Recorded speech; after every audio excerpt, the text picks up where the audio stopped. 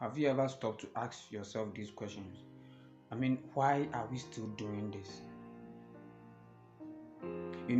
Back in the day, some rite of passage made sense, right? But they don't work in this current world we find ourselves in. In fact, they are harmful to some people whom these rite of passages have been performed on. Now, in Ghana, we have a couple of those rite of passages. We have the puberty rite, we have the widowhood rite, we have the initiations, and then we have the circumcisions without consent, and then the female genital mutilation.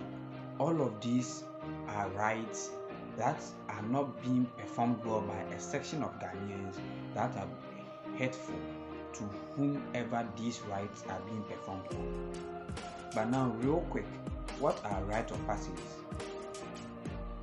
Now, rite of passage is a ritual that is being performed for a person when that person moves from one stage of life to another. So let's say from childhood to adulthood, right? From being single to marriage, or from what? Death to funeral. All of these are rites of passage. But some of these rites, whilst others are essential and make sense, others also are very harmful to the people in society. Now, let's talk about the puberty rites. Now, puberty rites sexualize women or children, females at a young age, more than teaching them to be a woman, to defend themselves, or how to keep themselves, right? These children or these female teenagers or children are made to wear things with their upper body naked, walking on the streets. Now, this causes some form of embarrassment, trauma, or even some form of stigmatization among their co-youth or their co-friends. This is a practice which must be put to a stop. Widowhood rites don't even get me started about it. When a woman dies, the husband just receives, my condolences, right? But when a man dies, the woman's hair is shaved off, she's made to sleep barefooted, made to sleep on the floor. Sometimes she is even made by drink the water used to bathe the dead body or the dead man. But what the man gets or what the widower gets is my condolences. So if men don't go through these practices, why do women go through these practices? I mean, all these illnesses, all these forms of trauma that you cause to these women are too much. The third one is about the circumcisions and then the female genital mutilation. Although female genital mutilation is illegal in Ghana here, but if you go to some northern part of Ghana, they still do it. They still do these kind of abusive practices that undermine the rights, the basic rights of the child. The basic rights. And then some of us also use to circumcise children in the bush without those objects being sterilized, whether they have infections on them or not. No, they will use these objects to circumcise person A and then use to circumcise person B without sterilizing it, and all this causes a lot of problem to the Ghanaian child.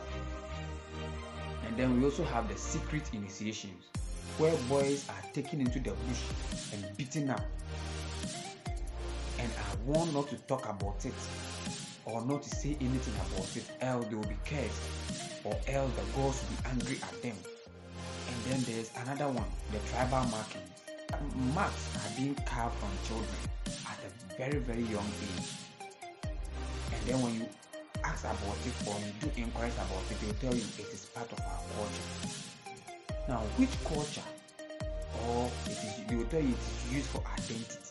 Now, what identity part of culture is used to permanently mark a person's face?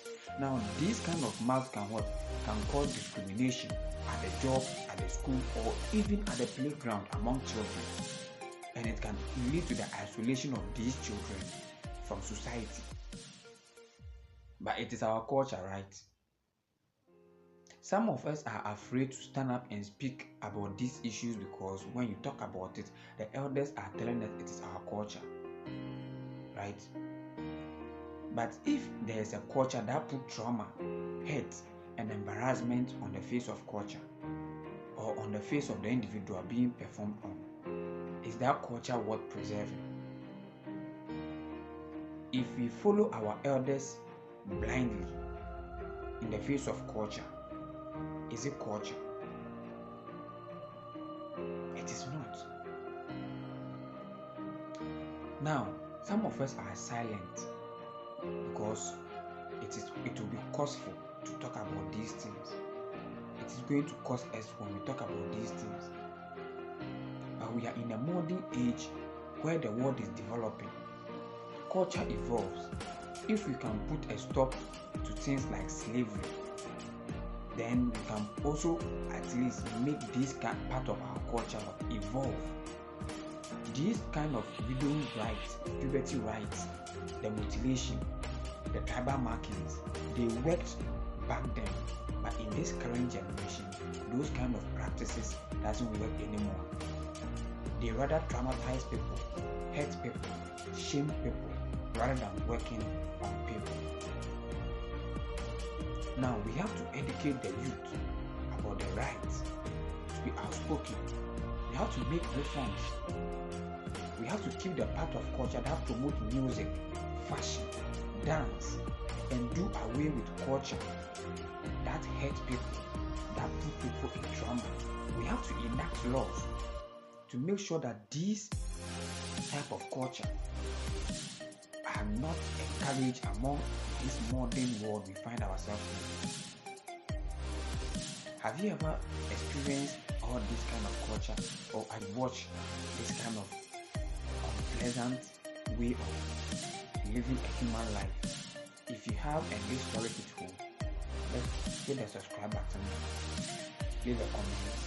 This is on media on no filters, where everything is said with a raw